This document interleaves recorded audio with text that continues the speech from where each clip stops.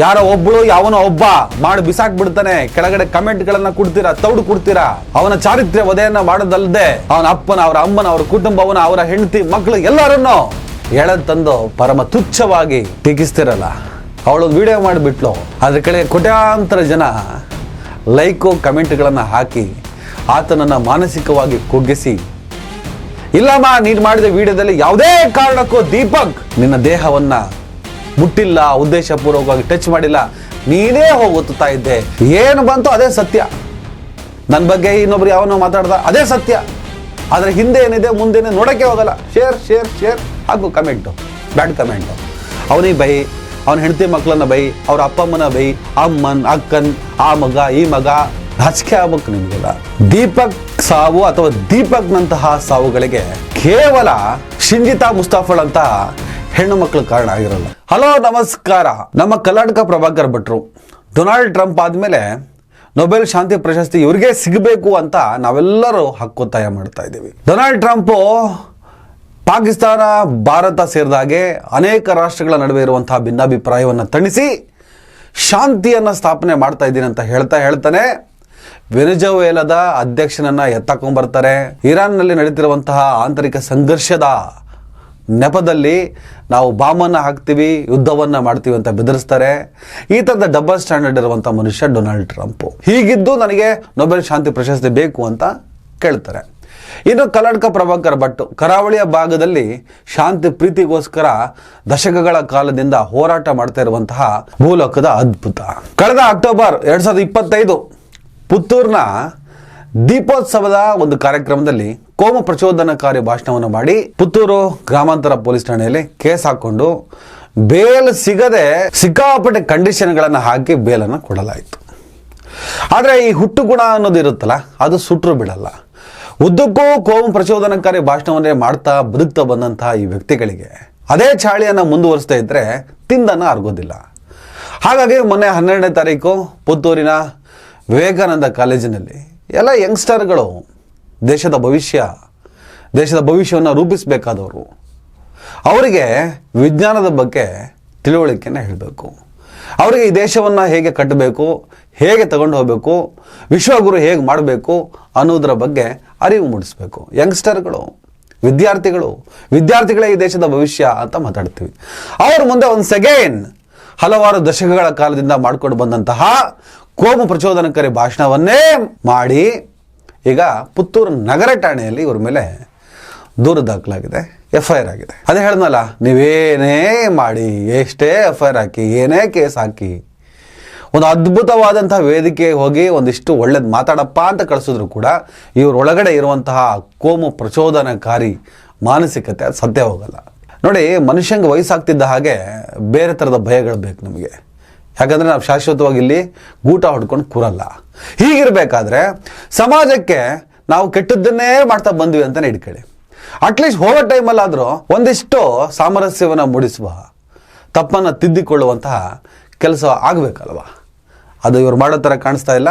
ನೋಡೋಣ ಏನಾಗುತ್ತಂತ. ಇವತ್ತಿನ ಈ ಕಾನ್ಸೆಪ್ಟಿನ ಒಳಗಡೆ ಕರ್ನಾಟಕ ಪ್ರಭಾಕರ್ ಭಟ್ ಒಂದು ಸಣ್ಣ ಕಾನ್ಸೆಪ್ಟ್ ಅಷ್ಟೇ. ದಿನಾ ಬೆಳಗ್ಗೆ ಇವ್ರ ಬಗ್ಗೆ ಎಲ್ಲ ಮಾತಾಡಿ ನಮಗೂ ಸುಸ್ತಾಗಿ ಹೋಗಿದೆ. ಈಗ ನಿಮಗೆ ಇಂಪಾರ್ಟೆಂಟ್ ವಿಚಾರ ಹೇಳ್ತೀನಿ. ಅದು ನಿಮಗೆ ಶಿಂಜಿತಾ ಮುಸ್ತಫಾ ಮತ್ತು ದೀಪಕ್ ಪ್ರಕರಣ. ದೊಡ್ಡ ಪ್ರಮಾಣದಲ್ಲಿ ವೈರಲ್ ಆದಂತಹ ಒಂದು ಬಸ್ಸಿನ ಘಟನೆ, ಏನೂ ನಡೆಯದ ಒಂದು ವಿಚಾರವನ್ನ ನಡೆದಿದೆ ಎಂದು ಬಿಂಬಿಸಿ ಸಾಮಾಜಿಕ ಜಾಲತಾಣದಲ್ಲಿ ಹಂಚಿಕೊಂಡು ಒಬ್ಬ ಅಮಾಯಕ ವ್ಯಕ್ತಿಯನ್ನ ಶಿಂಜಿತಾ ಮುಸ್ತಫಾ ಕೊಂದಳು, ಅವಳೀಗ ಅರೆಸ್ಟ್ ಆದಳು ಅನ್ನುವಲ್ಲಿಗೆ ಇದನ್ನು ನಾವು ನಿಲ್ಲಿಸಬಾರದು ಅಂತ ಇವತ್ತಿನ ಈ ವಿಡಿಯೋನ ಮಾಡ್ತಾ ಇದ್ದೀನಿ. ಈ ವ್ಯವಸ್ಥೆಯಲ್ಲಿ ಶಿಂಜಿತಾ ಮುಸ್ತಫಾ ಮಾತ್ರ ಅಪರಾಧಿನ, ದೀಪಕ್ ಸಾವಿಗೆ ಆಕೆ ಮಾತ್ರ ಕಾರಣನ, ಅಥವಾ ಆಕೆಯ ಅತಿರೇಕವನ್ನ ಗಮನಿಸಿಯೂ ಸೂಕ್ಷ್ಮವಾಗಿ ಗಮನಿಸದೆ ನಾವು ಮಾಡಿದ ಕಮೆಂಟು, ಕಾಂಪ್ಲಿಮೆಂಟು, ಯಾವುದಾದೊಂದು ವಿಡಿಯೋ ಸಿಕ್ಕಿದ್ರೆ ಸಾಕು, ಯಾವನ ಕಿತ್ತೋಗಿರೋ ತಗಡು ನನ್ನ ಮಕ್ಕಳೆಲ್ಲ ಏನಾದರೂ ಒಂದು ವಿಡಿಯೋ ಮಾಡಿ ಬಿಸಾಕ್ಬಿಡ್ತಾರೆ. ನನ್ನ ಬಗ್ಗೆನೋ, ನಿಮ್ಮ ಬಗ್ಗೆನೋ, ಯಾವುದೋ ಒಂದು ಹೆಣ್ಣಿನ ಬಗ್ಗೆನೋ, ಯಾವುದೋ ಒಂದು ಗಂಡಸಿನ ಬಗ್ಗೆನೋ, ಯಾರೋ ಒಬ್ಬಳು ಯಾವನೋ ಒಬ್ಬ ಮಾಡಿ ಬಿಸಾಕ್ಬಿಡ್ತಾನೆ, ಕೆಳಗಡೆ ಕಮೆಂಟ್ಗಳನ್ನ ಕೊಡ್ತೀರಾ, ತೌಡು ಕೊಡ್ತೀರಾ. ಅವನ ಚಾರಿತ್ರ್ಯ ವಧೆಯನ್ನ ಮಾಡೋದಲ್ಲದೆ ಅವನ ಅಪ್ಪನ, ಅವರ ಅಮ್ಮನ, ಅವರ ಕುಟುಂಬವನ್ನ, ಅವರ ಹೆಂಡತಿ ಮಕ್ಕಳು ಎಲ್ಲರನ್ನು ಎಳೆದ್ ತಂದು ಪರಮ ತುಚ್ಛವಾಗಿ ಟೀಕಿಸ್ತಿರಲ್ಲ. ಅವಳೊಂದು ವಿಡಿಯೋ ಮಾಡಿಬಿಟ್ಲು, ಅದ್ರ ಕಡೆ ಕೋಟ್ಯಾಂತರ ಜನ ಲೈಕು ಕಮೆಂಟ್ಗಳನ್ನು ಹಾಕಿ ಆತನನ್ನು ಮಾನಸಿಕವಾಗಿ ಕುಗ್ಗಿಸಿ, ಇಲ್ಲಮ್ಮ ನೀನು ಮಾಡಿದ ವಿಡಿಯೋದಲ್ಲಿ ಯಾವುದೇ ಕಾರಣಕ್ಕೂ ದೀಪಕ್ ನಿನ್ನ ದೇಹವನ್ನ ಮುಟ್ಟಿಲ್ಲ, ಉದ್ದೇಶಪೂರ್ವಕವಾಗಿ ಟಚ್ ಮಾಡಿಲ್ಲ, ನೀನೇ ಹೋಗಿ ಒತ್ತುತ್ತಾ ಇದ್ದೆ, ಅವನ ಕೈಗೆ ನಿನ್ನ ಖಾಸಗಿ ಅಂಗವನ್ನು ನೀನೇ ಒತ್ತುತ್ತಾ ಇದ್ದೆ. ಆ ವಿಡಿಯೋ ನೋಡಿದ್ರೆ ಅರ್ಥ ಆಗುತ್ತೆ, ಎಂಥ ಮೂರ್ಖನಿಗೂ ಕೂಡ ಅರ್ಥ ಆಗ್ತದೆ. ನಿಂದೇ ತಪ್ಪಿದೆ, ಅವನದೇನೋ ತಪ್ಪಿಲ್ಲ ಅಂತ ಹೇಳ್ಬಿಟ್ಟು ಒಬ್ಬನೇ ಒಬ್ಬ ಕಮೆಂಟ್ ಹಾಕೋದಕ್ಕೆ ಏನು ರೋಗ ಬಂದಿತ್ತು ನಿಮಗೆ? ಅವಳ ಪ್ರಚಾರಕ್ಕೇನೋ ಮಾಡ್ಕೊಂಡ್ಲು, ಅವಳಿಗೆ ಪ್ರಚಾರದ ತೆವಲು. ಅಂತ ಪ್ರಚಾರದ ತೆವಲಿರುವಂಥ ಅನೇಕ ಹೆಣ್ಣು ಮಕ್ಕಳು, ಅನೇಕ ಗಂಡಸರು ಇಲ್ಲಿದ್ದಾರೆ, ಅನೇಕ ಯುವಕರಿದ್ದಾರೆ, ಅನೇಕ ಯುವತಿಯರಿದ್ದಾರೆ. ಸಾಮಾಜಿಕ ಜಾಲತಾಣದಲ್ಲಿ ಹೀರೋಯಿನ್ಗಳಾಗಬೇಕು ಅನ್ನೋಂಥ ಚಟ, ಆ ಚಟಕ್ಕೋಸ್ಕರ ಈ ಥರದ ವಿಡಿಯೋಗಳನ್ನು ಮಾಡ್ತಾರೆ. ಹಾಗಂತ ಬಸ್ಗಳಲ್ಲಿ, ಟ್ರೈನ್ಗಳಲ್ಲಿ, ಸಾರ್ವಜನಿಕ ಸ್ಥಳಗಳಲ್ಲಿ ಈ ಥರ ಆಗಲ್ಲ ಅಂತ ಅಲ್ಲ. ಹೆಣ್ಣು ಮಕ್ಕಳ ಮೇಲೆ ಈ ಥರದ ಅನೇಕ ದೌರ್ಜನ್ಯಗಳು ಆಗಿದಾವೆ, ಆಗ್ತಾನೆ ಇರ್ತವೆ. ಆದರೆ ಪರ್ಟಿಕ್ಯುಲರ್ ಆಗಿ ಆ ಪ್ರಕರಣದಲ್ಲಿ ಹಾಗಾಗಿರಲಿಲ್ಲ. ದೀಪಕ್ ಒಬ್ಬ ನಿರುಪದ್ರವಿ ಆಗಿದ್ದ, ಮರ್ಯಾದೆಯಿಂದ ಬದುಕ್ತಿದ್ದ. ಆತ ಮರ್ಯಾದೆಯಿಂದ ಬದುಕ್ತಾ ಇರೋ ಕಾರಣಕ್ಕೆ ಆತ ಮರ್ಯಾದೆಗೆ ಅಂಜಿ ಸೂಸೈಡ್ ಮಾಡ್ಕೊಂಡ. ಆ ಬಸ್ಸಲ್ಲಿ ಈಕೆ ವಿಡಿಯೋ ಮಾಡ್ತಾ ಟೆಚ್ಚು, ಈಕೆನ ಹೋಗ್ತಾ ಇದ್ದಿದ್ದು. ಆತ ಒಂದು ಹಂತದಲ್ಲಿ ತಿರುಗಿ ನೋಡ್ತಾನೆ, ಇವಳು ಯಾರಪ್ಪ, ಇವಳು ಮೈ ಮೇಲೆ ಬೀಳ್ತಿದ್ದಾಳಂತ, ಇವಳು ಯಾರಪ್ಪ ನನ್ನ ಮೈ ಮೇಲೆ ಬೀಳ್ತಾಳಂತ ನೋಡ್ತಾರೆ. ಆ ನೋಟ ನೋಡಿ ಇವಳು ಹೇಳ್ತಾಳೆ, ಅವನೇ ನನ್ನ ಖಾಸಗಿ ಅಂಗವನ್ನ ಮುಟ್ಟಿ ಹೆಣ್ಣು ಮಕ್ಕಳಿಗೆ ಸೇಫ್ ಇಲ್ಲ ಬಸ್ಸು. ಎಲ್ಲ ಗಂಡಸರು ದುಷ್ಟರಾಗಿರೋದಿಲ್ಲ, ಎಲ್ಲ ಹೆಂಗಸರು ಕೂಡ ಒಳ್ಳೆಯವರಾಗಿರಲ್ಲ. ಗಂಡಸು ಹೆಂಗಸು, ಗಂಡು ಹೆಣ್ಣು ಅನ್ನೋ ಚರ್ಚೆನೇ ಅಲ್ಲ, ಇದು ಮಾನಸಿಕತೆ. ಇದು ಹೆಣ್ಣು ಅತಿ ಹೆಚ್ಚು ಈ ರೀತಿಯಾಗಿ ದೌರ್ಜನ್ಯಗೊಳಗಾಗ್ತಾಳೆ, ನಿಸ್ಸಂಶಯವಾಗಿ ನಿಜ, ನೋ ಡೌಟ್. ಆದರೆ ಅದನ್ನೇ ಎನ್ಕ್ಯಾಶ್ ಮಾಡಿಕೊಂಡು, ಅದನ್ನೇ ನೆಪವಾಗಿ ಇಟ್ಕೊಂಡು ನಿರಪರಾಧಿಗಳ ಮೇಲೆಲ್ಲ ಈ ಥರದ ಕುಚೇಷ್ಟೆ ಮಾಡುವಂತಹ ಲೈಕು, ಕಮೆಂಟು, ಶೇರಿಗೋಸ್ಕರ ಇನ್ನೊಬ್ಬರ ಬದುಕನ್ನು ಬಗೆಸುವಂಥ ಕೆಲಸವನ್ನು ದಯವಿಟ್ಟು ಮಾಡಬೇಡಿ. ತುಂಬ ಜನ ಇದ್ದೀರಿ ಈ ಥರ ಎಲ್ಲ ಪ್ರಚಾರಕ್ಕೋಸ್ಕರ.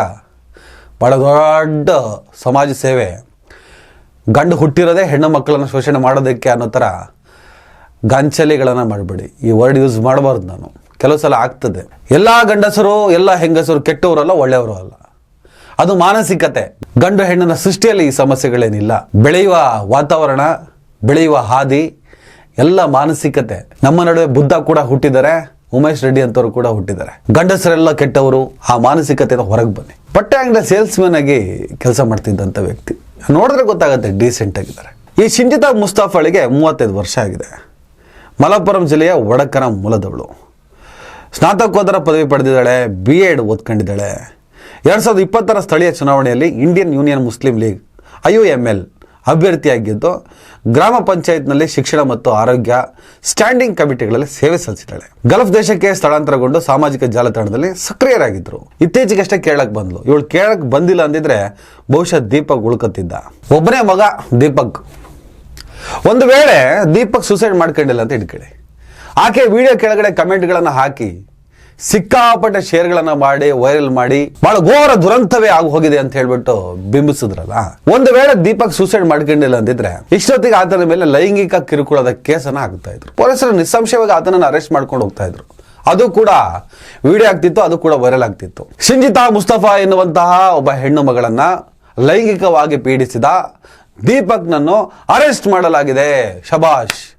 ಆದ್ರೆ ಆ ವಿಡಿಯೋವನ್ನ ಸೂಕ್ಷ್ಮವಾಗಿ ನೋಡುವ, ಅವಲೋಕಿಸುವ, ವಿಮರ್ಶಿಸುವಂತ ಕೆಲಸವನ್ನು ನಾವು ಮಾಡಲಿಲ್ಲ. ಯಾಕಂದ್ರೆ ಒಬ್ಬ ಹೆಣ್ಣು ಮಗಳು ವಿಡಿಯೋ ಮಾಡಿಬಿಟ್ಟಿದ್ದಾಳೆ, ಲೈಂಗಿಕ ಕಿರುಕುಳ ಆಗಿದೆ ಅಂತ. ಸೂಕ್ಷ್ಮವಾಗಿ ನೋಡಿ, ಲೈಂಗಿಕ ಕಿರುಕುಳ ಆಗಿದ್ದಲ್ಲ, ಇವಳು ಮಾಡಿಸ್ಕೊಂಡಿದ್ದು. ಆ ವಿಡಿಯೋ ನೋಡಿ ಅವಳೇ ಒತ್ತುತ್ತಾಳೆ. ಕಮೆಂಟ್ ಮಾಡಿ, ಲೈಕ್ ಮಾಡಿ, ಶೇರ್ ಮಾಡಿ, ಕಮೆಂಟು, ಕಾಂಪ್ಲಿಮೆಂಟ್ ಕೊಟ್ಟಂತಹ ನಾವ್ರೆ ಅಸ್ಲಿ ವಿಲನ್ನು.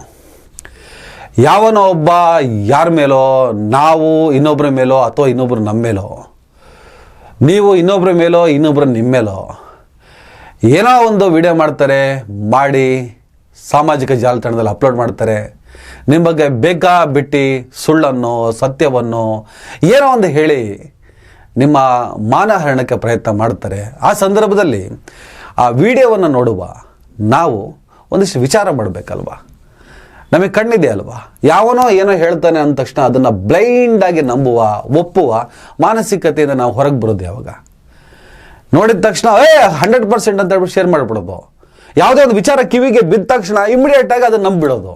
ವಾಟ್ಸಪ್ ಯೂನಿವರ್ಸಿಟಿಯ ಮಕ್ಕಳು ನೀವು ಅಂತ ಯಾಕೆ ನಾವು ಆ ಕಾಂಪ್ಲಿಮೆಂಟನ್ನು ಕೇಳುವಂಥ ದುಸ್ಥಿತಿಗೆ ಬಂದು ತಲುಪಿದ್ದೀವಿ? ಯಾಕಂದರೆ ನಾವು ವಿಮರ್ಶೆ ಮಾಡುವಂಥ ಶಕ್ತಿಯನ್ನೇ ಕಳ್ಕೊಂಡ್ಬಿಟ್ಟಿದೆ. ಏನು ಬಂತು ಅದೇ ಸತ್ಯ. ನನ್ನ ಬಗ್ಗೆ ಇನ್ನೊಬ್ರು ಯಾವನೋ ಮಾತಾಡ್ದ ಅದೇ ಸತ್ಯ. ಆದರೆ ಹಿಂದೆ ಏನಿದೆ ಮುಂದೇನೆ ನೋಡೋಕ್ಕೆ ಹೋಗಲ್ಲ. ಶೇರ್ ಹಾಕು ಕಮೆಂಟು, ಬ್ಯಾಡ್ ಕಮೆಂಟು.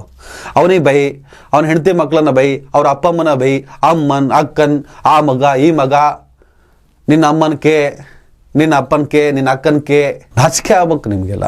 ದೀಪಕ್ ಸಾವು ಅಥವಾ ದೀಪಕ್ನಂತಹ ಸಾವುಗಳಿಗೆ ಕೇವಲ ಶಿಂಜಿತಾ ಮುಸ್ತಫಲ್ ಅಂತ ಹೆಣ್ಣು ಮಕ್ಕಳು ಕಾರಣ ಆಗಿರಲ್ಲ. ಆ ಕುಚೇಷ್ಟೆಯನ್ನು ಮೀರಿದ ಕುಚೇಷ್ಟೆಗಳನ್ನು ಮಾಡುವ ನಾವುಗಳು ನಿಜವಾದ ಅಪರಾಧಿಗಳು. ಹಾಗಾಗಿ ಸಾಮಾಜಿಕ ಜಾಲತಾಣದಲ್ಲಿ ಏನೇ ವಿಚಾರಗಳು ಬರಲಿ, ಮಾಧ್ಯಮಗಳಲ್ಲಿ ಯಾವುದೇ ವಿಚಾರಗಳು ಬರಲಿ, ಅದನ್ನು ಸತ್ಯ ಅಂತ ಒಪ್ಪುವ ಮತ್ತು ನಂಬುವ ಮುಂಚೆ ಒಂದಿಷ್ಟು ವಿಮರ್ಶೆ ಮಾಡುವಂಥ ಗುಣಗಳನ್ನು ಬೆಳೆಸ್ಕೊಳ್ಳೋಣ. ಇಲ್ಲಾಂದರೆ ಈ ವ್ಯವಸ್ಥೆಯಲ್ಲಿ ದೀಪಕ್ನಂಥ ಸಾವುಗಳಿಗೆ ಶಿಂಜಿತಾ ಮುಸ್ತಫಲ್ ಅಂತ ಹೆಣ್ಮಕ್ಳು ಮಾತ್ರ ಕಾರಣ ಆಗಲ್ಲ, ನಾವುಗಳು ಪ್ರಮುಖ ಕಾರಣ ಆಗ್ತೀವಿ. ಅಸಲಿ ವಿಲನ್ ನಾವುಗಳೇ ಆಗ್ತೀವಿ. ದಯವಿಟ್ಟು ವಿವೇಕವನ್ನು, ಪ್ರಜ್ಞಾವಂತಿಕೆಯನ್ನು, ಅಟ್ಲೀಸ್ಟ್ ಕಾಮನ್ ಸೆನ್ಸ್ನ ಬೆಳೆಸ್ಕೊಳ್ಳಿ ಅಂತ ಹೇಳ್ತಾ ಈ ವಿಡಿಯೋನ ಮುಗಿಸ್ತೀನಿ. ನಮಸ್ಕಾರ.